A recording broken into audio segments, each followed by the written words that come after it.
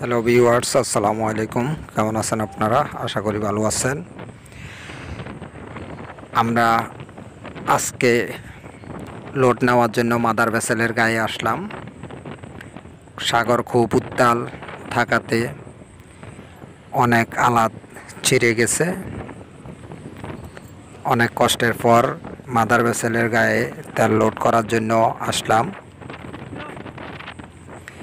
ঠিক যখন লোড নেওয়ার প্রোগ্রাম, লোড নেব, ওই সময় ওয়েদার অনেক খারাপ হওয়াতে তেল নিতে পারি নাই।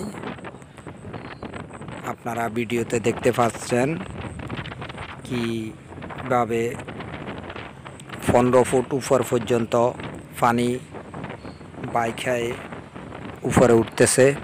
আমাদের আন্নি ফরনশিপের উপরে উঠতেছে আর নামতেছে।